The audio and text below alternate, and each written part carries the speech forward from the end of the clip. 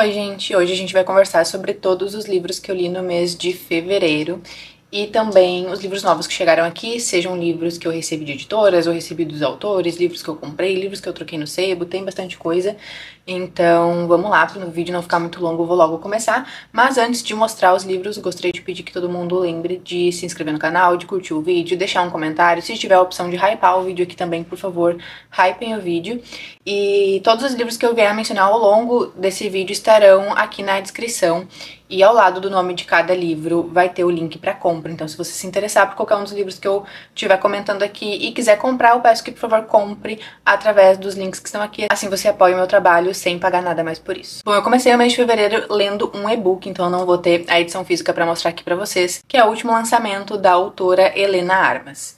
Quem me acompanha aqui já há mais tempo sabe que as minhas autoras de romance romântico são a Helena Armas, a Ellie Hazelwood e a Emily Henry. E coincidentemente as três estão lançando livros novos agora no início do ano. Então em fevereiro a Helena Armas lançou, agora em março a Ellie Hazelwood vai lançar e em abril a Emily Henry vai lançar. E aí assim que for lançando eu já vou lendo, né? Então logo que lançou o livro da Helena Armas eu peguei pra ler. O nome do livro é O Dilema da Noiva.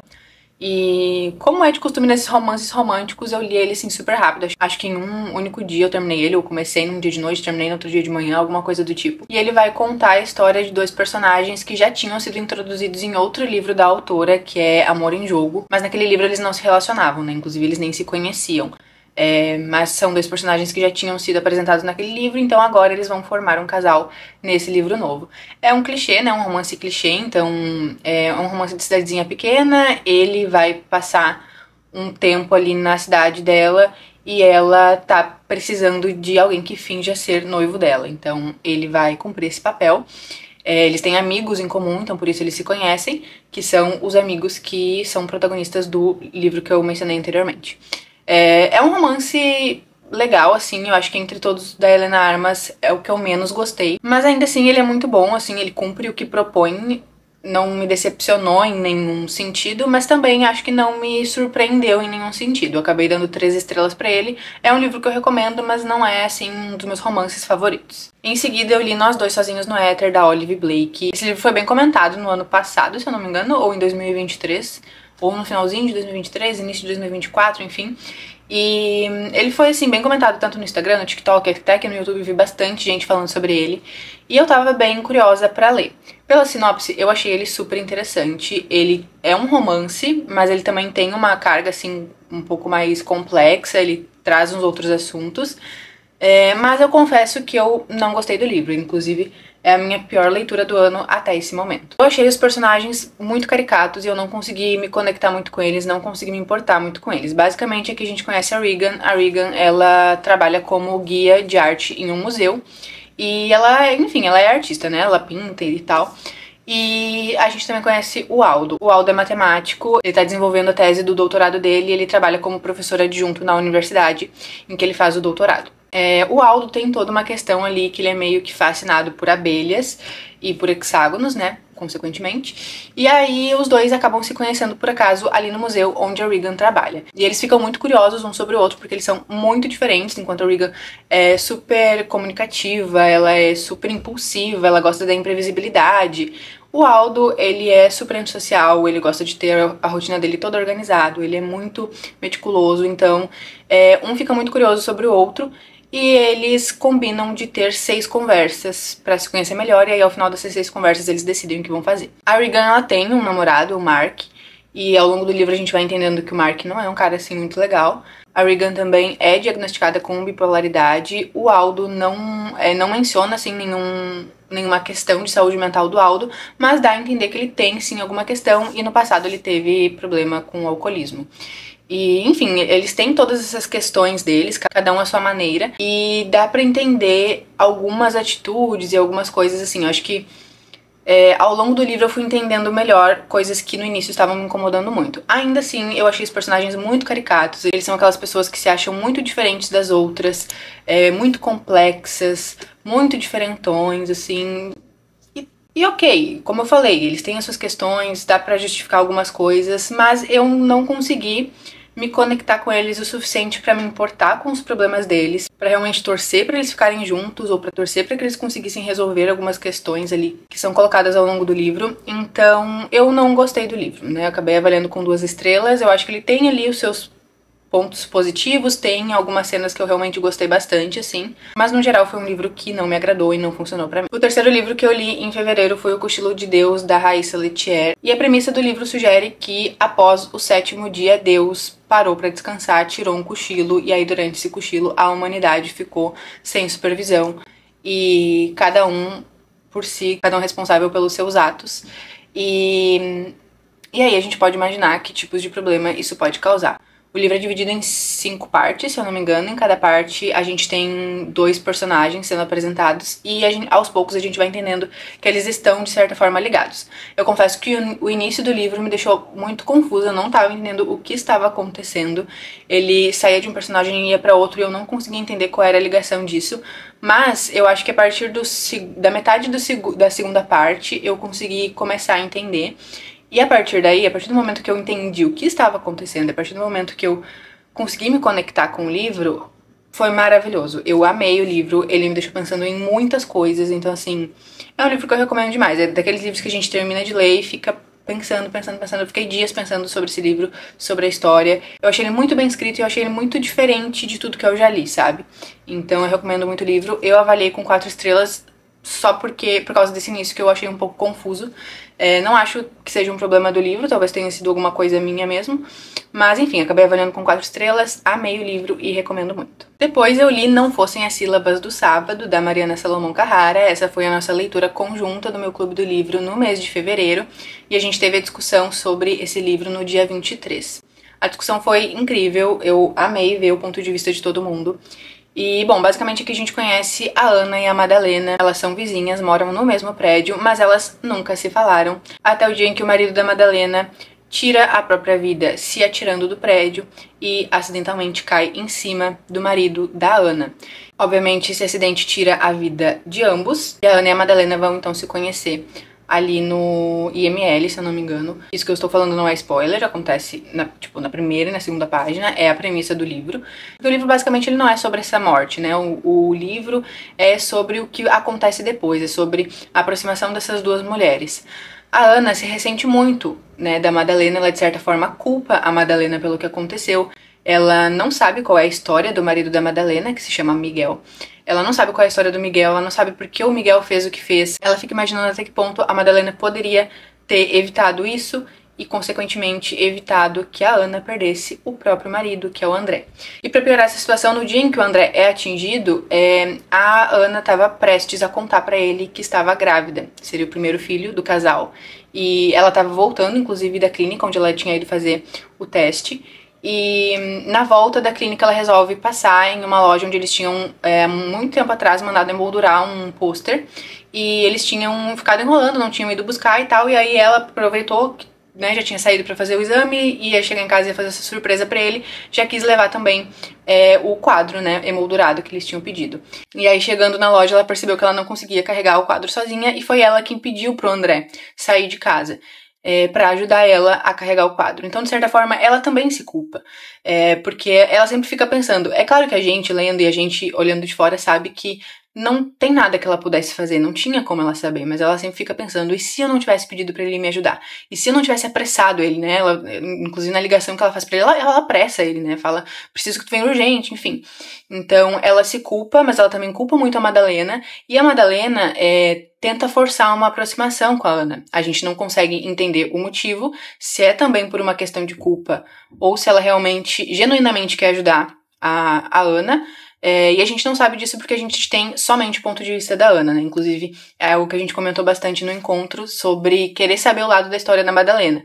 Como ela estava se sentindo com aquilo tudo, o que aconteceu com o Miguel, por que ele fez o que fez. Porque aqui a gente realmente só sabe o que a Ana sabe e a gente só tem acesso aos pensamentos da Ana e a gente só sabe o que a Ana sente. A gente não sabe basicamente nada sobre a Madalena, sem ser a visão que a Ana tem da Madalena. Enfim, eu amei esse livro, dei 5 estrelas, já é um dos meus livros favoritos da vida. E ainda que ele fale muito sobre o luto, ele fala muito sobre a construção da amizade entre essas duas mulheres. A Madalena vai, de certa forma, tentar minimizar o impacto da falta do André na vida da Ana, e com isso ela vai estar muito presente na vida da Ana, né? Da Ana e da Catarina, que é essa filha que a Ana teve, né? Que ela ia contar pro André, que ela tava grávida, enfim. E, enfim, gente, é um livro maravilhoso, eu recomendo muito. Eu acredito que a maioria de vocês já deva ter lido, eu não sei porque eu não tinha lido antes, mas é um livro bem popular, é um livro bastante comentado, inclusive ele foi vencedor do Prêmio São Paulo de Literatura de 2023. Então eu imagino que muitos de vocês já tenham lido, mas se não leram, por favor, leiam, ele é maravilhoso. Os 4 livros seguintes foram os livros que eu li no último vídeo que saiu aqui no canal, que foi o vídeo Trocando Tempo de Tela por Tempo de Leitura. Eu fiz esse desafio durante uma semana e eu gravei, então o vídeo tá aqui no canal. Conforme eu fui lendo, eu já fui comentando com vocês as minhas impressões sobre o livro, também falei do que se tratava, então eu não vou me estender muito aqui sobre eles, eu vou tentar ser bem breve. O primeiro livro que eu li naquele desafio foi o Café Tangerine, da Emanuela Anechon. Ela é uma autora italiana. Eu gostei muito desse livro e aqui a gente conhece a Mina. A Mina é uma mulher, ela tem ali cerca de 30 anos e ela é italiana e o pai dela é marroquino. Ela sai da Itália e vai pra França aos 20 anos. E ela faz essa mudança meio que num ato de rebeldia. Ela quer se encontrar, ela quer se libertar, ela quer se entender como mulher, como pessoa. E ela ainda não se encontrou. Ela ainda se sente muito perdida na vida e em determinado momento ela recebe uma ligação da mãe informando que o pai dela faleceu. E aí ela vai voltar pra Itália, então, pra passar uns dias ali com a família. E é isso que a gente vai acompanhar ao longo do livro, né? A relação dela com essa família que ficou, a irmã, a avó e a mãe, e ela vai falar muito sobre o pai, sobre a falta que ela sente do pai e sobre a história do pai dela mesmo. Então, eu achei muito interessante, eu amei o livro. Ele é um livro um pouco denso, mas ele te dá muita vontade de continuar lendo e de saber o que vai acontecer em seguida e de saber como essa história vai terminar. Então, eu gostei muito dele e eu avaliei com 4,5 estrelas. Depois eu li Ponciá Vicêncio, da Conceição Evaristo. Esse foi o meu segundo contato com a Conceição. Eu já tinha lido Olhos d'Água, que é um livro de contos. É muito difícil comparar os dois, porque um é um livro de contos e esse aqui é um romance, apesar de ser bem curtinho, é um romance. Então é difícil fazer essa comparação, mas eu gostei muito mais de Ponciá Vicêncio, ainda que eu já tivesse amado Olhos d'Água. Esse livro é incrível. Aqui a gente conhece a Ponciá Vicêncio. Ela é uma menina que mora ali com a mãe, o irmão, o pai e o avô. E aí, logo no início da história, o avô dela falece e a gente vai, enfim, acompanhar esse amadurecimento da Ponciá. E quando ela tem 19 anos, ela decide sair do campo, onde ela vive com a família, e ir para a cidade em busca de oportunidades. Ela quer ganhar dinheiro e ela quer depois buscar os familiares dela. Mas, obviamente, chegando na cidade, ela encontra muitas dificuldades, né? E, enfim, eu não vou falar muito sobre a história, até por ser um livro muito curto. Eu acho que qualquer coisa que eu falar pode entregar muito, assim, do enredo. Mas é um livro muito bonito, muito triste, mas ele tem a sua beleza. Ele vai falar que muito dessa questão da falsa liberdade, né? Porque no momento em que a história se passa, a escravidão já foi abolida, então a Ponciá e a família, eles não são escravos, mas eles também não são livres, né? Essa liberdade está longe de existir. E o livro é muito sobre isso também. Então eu gostei muito do livro, dei 5 estrelas e recomendo que todo mundo leia. Em seguida eu li outro romance romântico, dessa vez é o Morrendo de Amor, da Ivy Fairbanks. Não tenho certeza se é assim que pronuncia o nome da autora. Eu também gostei desse livro, mas eu acho que eu tive com ele uma relação bem parecida com a que eu tive em O Dilema da Noiva. Ele não me decepcionou, mas ele também não me surpreendeu. Ele foi um livro... Ele é um livro bom e só, sabe? Aqui a gente conhece a Lark. A Lark, ela é animadora, ela é do Texas e ela tá indo passar um período na Irlanda para trabalhar em um projeto que um estúdio está produzindo, um curta de animação, e é ela que vai dirigir esse projeto, né? Ela que vai comandar aí a produção desse curta. Então, ela vai passar esse tempo na Irlanda e durante o tempo que ela tá lá, ela vai alugar uma casa e essa casa fica do lado de uma funerária. O dono da funerária é o personagem principal, Calum, e eles vão se aproximar porque ela é nova ali na cidade, ele vai ajudar ela ali em uma situação logo no início do livro e eles vão se tornar amigos. Eles têm personalidades muito diferentes, enquanto a Lark é super divertida, super expansiva, ela tem muita facilidade de fazer amigos, de socializar. O Calum é um cara muito tímido, muito antissocial. Ele tem um problema com a gagueira que também faz com que dificulte que ele tenha um certo receio, assim, de conversar com pessoas novas, porque quando ele tá nervoso, ele gagueja. Então, a Lark vai meio que ajudar ele a se tornar um cara mais sociável, a conhecer pessoas novas, até porque ele tá passando ali por uma situação em que ele precisa se casar com alguém pra herdar a funerária que, na verdade, era do avô dele. Então a Lark, né, que é amiga dele, decide ajudar ele nesse processo e, obviamente, como em todo romance clichê, isso não é um spoiler, obviamente, nesse processo eles vão se apaixonar um pelo outro, mas eles ficam ali naquele lenga-lenga de, meu Deus, não podemos, porque eles têm ali as suas questões, né? Inclusive, uma delas é que a Lark tá ali na Irlanda temporariamente, né? Ela vai só fazer esse projeto e depois a pretensão é que ela volte pro Texas. Então tem essa questão, também tem uma outra questão ali do passado da Lark que justifica ela evitar se envolver com outras pessoas. Então eu gostei muito do livro, eu gostei da escrita, eu só acho que ele poderia ser um pouquinho mais curto, sabe? Eu acho que ele ficou enrolando muito, assim, na mesma situação desse não podemos. Poderia ter resumido um pouco. Mas é um bom romance, ele é super rápido de ler, é super fluido, é super levinho e, enfim, eu amei e também recomendo. E a última leitura que eu fiz em fevereiro foi O Que Existe, da Sarah Torres, que foi um livro que eu não consegui me conectar tanto, e aí no último vídeo eu comentei que talvez eu deva reler ele daqui a um tempo pra ter certeza se eu não gostei tanto, porque eu já tava entrando quase numa ressaca literária ali de saco cheio de ter lido tanta coisa na mesma semana, ou se realmente o livro não foi pra mim. A personagem desse livro é a Sarah, assim como o nome da autora. Ela tá morando em Barcelona e ela é professora, né? Ela dá aula em uma universidade. Ela se mudou pra Barcelona recentemente e antes ela vivia em Londres e ela tem uma namorada lá em Londres. E aí agora que ela tá em Barcelona, ela começou a se envolver com uma outra mulher. Além disso, ela tem uma mãe que tá enfrentando um câncer e a mãe dela mora em uma outra cidade ali na Espanha. E aí então ela, durante a semana, ela dá as aulas dela, ela trabalha ali em Barcelona e todo final de semana ela vai pra cidade onde a mãe dela mora pra passar o final de semana com a mãe, porque ela sabe que tá perto ali provavelmente tá perto do momento em que ela vai perder essa mãe. E é o que acontece logo aqui na primeira página do livro. A primeira frase do livro é: enquanto mamãe morria, eu estava fazendo amor. Então, a partir daí a gente volta, né? O livro ele não é linear, a gente tem momentos no passado, momentos no presente, que ela vai contando os últimos momentos que ela passou com a mãe, como foi enfrentar essa doença, como a mãe dela estava debilitada, vai falar um pouco sobre a relação que ela tinha com a mãe, a relação que ela tinha com o pai. E aí, falando nisso, ela entra, assim, brevemente em vários assuntos, inclusive sobre uma certa pressão estética que existe. A mãe dela enfrentou um câncer de mama e logo que ela removeu uma das mamas, já vieram médicos, homens, inclusive o pai dela, incentivar ela a colocar uma prótese, porque ela ia ficar mais feminina, enfim. E aí a nossa personagem principal aqui, a Sarah, se questiona se a mãe dela colocou logo a prótese por vontade própria ou por uma pressão do marido. E, enfim, ela vai abordando vários pequenos temas dentro desse assunto. E aí, enfim, tem toda essa questão de que ela também está se envolvendo com duas mulheres ao mesmo tempo.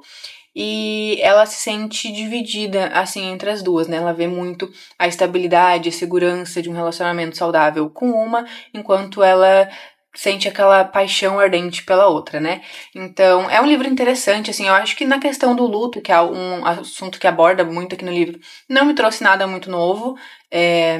Ela fala sobre o luto de uma forma, eu acho que, assim, já vi em muitos livros. Me interessou um pouco essa relação dela com as duas mulheres, me deixou curiosa pra entender como que isso ia se desenrolar, o que ia acontecer no final.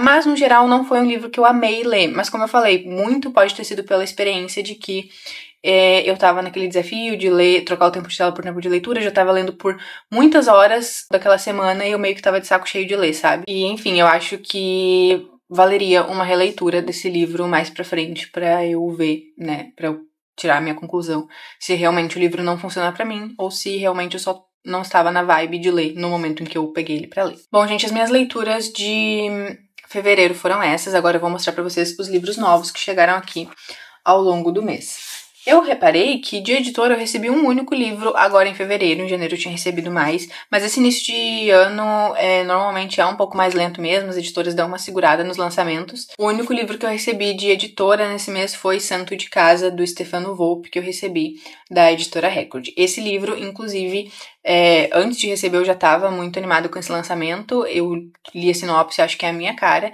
e eu coloquei ele como opção de leitura conjunta para o nosso clube e ele ganhou na enquete, então ele vai ser nossa leitura conjunta do mês de abril. Todo mundo que quiser ler com a gente tá convidado, o link para participar do clube de leitura é sempre o primeiro aqui na descrição. Bom, então Stefano lançou esse livro aqui, eu nunca li nada dele, eu já comecei a ler o Nunca Vi a Chuva, e eu acabei não finalizando a leitura na época. Não é nem que eu não tava gostando, ele tem uma pegada assim um pouco mais jovem do que eu costumo ler, mas até eu tava gostando do livro, mas enfim, na época por algum motivo eu acabei deixando ele de lado e não finalizei. Mas assim, de todos os livros dele, pela sinopse assim e pelo que me parece ser o livro, esse parece ser o que eu mais vou gostar. Então eu tô muito animada pra ler e muito obrigada, Editora Record, pelo envio. Aí eu também recebi 2 livros das autoras, né? A Larissa Campos me enviou Tempos Íntimos, esse é um livro de contos dela, e veio também com o marca-páginas. E a Dani Langer, ou Langer, não sei como pronuncia, me enviou o livro dela chamado Deságua. Achei essa capa muito bonita e, enfim, muito obrigada então a Larissa e a Dani por terem me enviado seus livros. Com certeza vou ler em breve e trago impressões aqui pro canal. Aí eu levei alguns livros pra trocar no sebo aqui da minha cidade. Sempre que eu faço isso eu comento em algum vlog, então assistam meus vlogs pra vocês verem. Eu mostrei esses livros no vlog em que eu fui fazer essas trocas.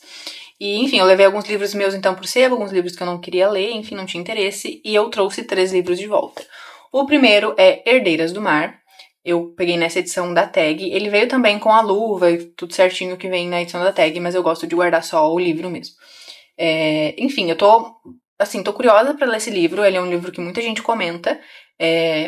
Muita gente, inclusive, diz que é um dos favoritos da vida, enfim. Mas, quando eu falei sobre ele tanto no vídeo quanto lá no Instagram, muita gente veio me alertar que é um livro muito triste, muito pesado, que tem que ir preparado para leitura.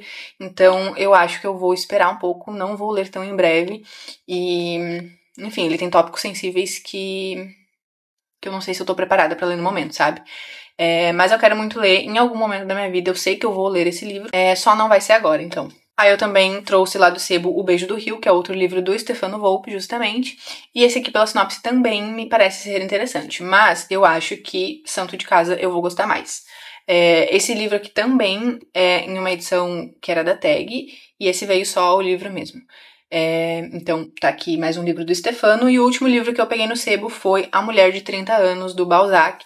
Eu não sabia nada sobre esse livro, mas a minha amiga Dalila, quando viu que eu comentei sobre ele no vlog, veio me falar um pouco sobre ele. E ela disse que ama esse livro. E pelo que ela falou, eu acho que eu também vou amar. Então eu também tô muito animada pra ler ele. E eu comprei 5 livros esse mês, gente. Eu estava, assim, tentando não comprar livros. E eu continuo tentando, né? A partir daqui, eu só vou comprar livros das leituras conjuntas que eu estou participando. Sejam as leituras conjuntas do meu clube ou dos clubes que eu participo, né? Eu participo de vários clubes de leitura. Volta e meia eu tenho que comprar algum livro para poder participar das leituras conjuntas. Assim, gente, eu confesso que eu não leio todas as leituras de todos os meses, de todos os clubes que eu participo, porque seria humanamente impossível.